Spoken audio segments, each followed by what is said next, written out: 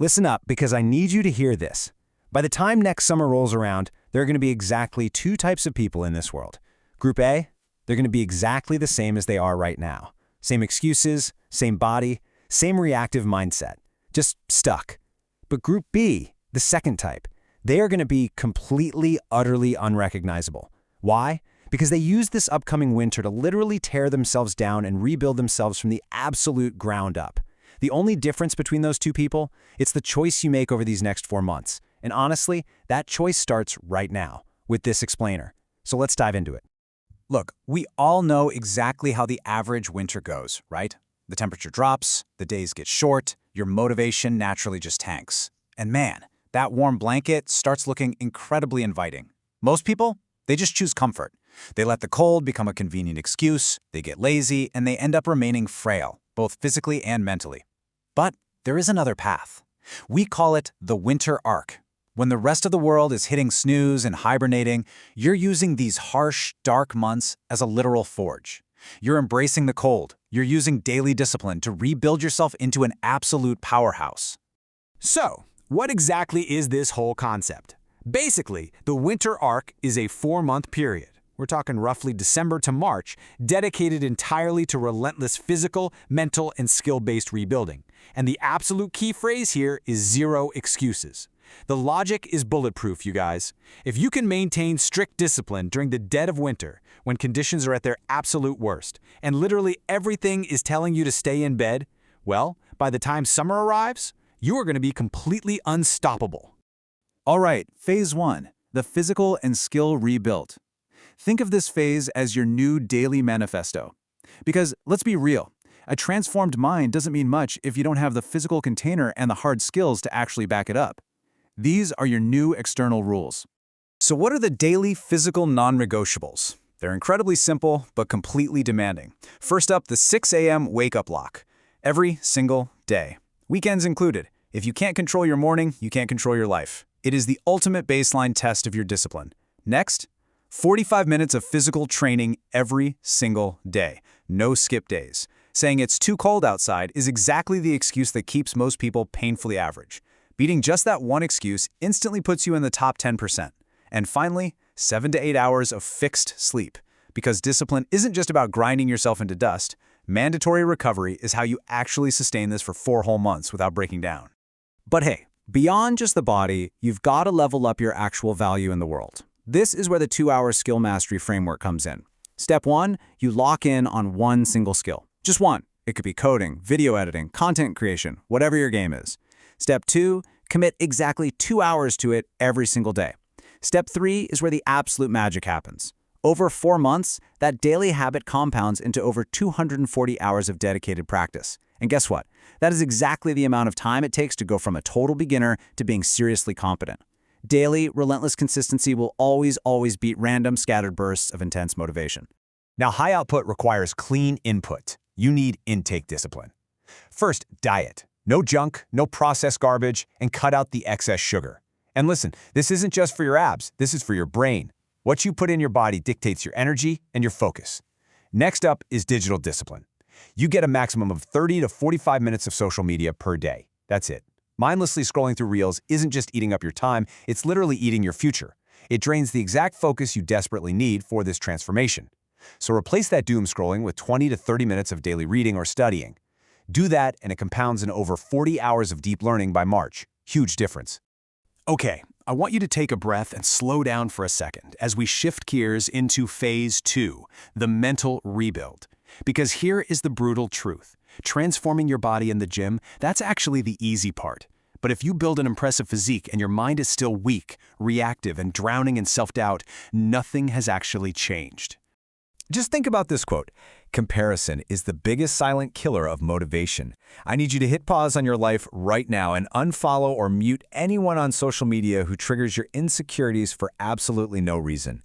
You just cannot win a game where you're constantly judging your messy behind-the-scenes reality against someone else's perfectly curated highlight reel. It's a rigged game. From this day forward, the only valid competition you have is against the person you were yesterday. Period. So, to build up your daily psychological armor, you need these 4 mental toughness habits. First, zero complaining for 4 months. Complaining instantly puts your brain into victim mode. When you stop whining, you automatically become a problem solver. Second, 2-minute cold showers every morning. Look, this isn't some silly fitness fad. This actually trains your central nervous system to handle stress and makes you comfortable with sheer discomfort. Third, money discipline. Cut out the impulse spending. If you can't even control your wallet, your control over the rest of your life is probably just as weak. And fourth, uncomfortable conversations. Once a week, face a fear. Speak to a stranger. Or have that difficult chat you've been avoiding for months. Embracing this daily discomfort will completely rewire your brain.